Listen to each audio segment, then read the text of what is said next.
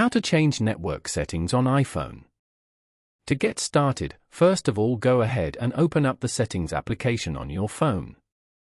Once you're here, go to Cellular as shown. From here, you can find out how much data you're using, set data restrictions, and manage carrier settings such as eSIM and Wi-Fi calling.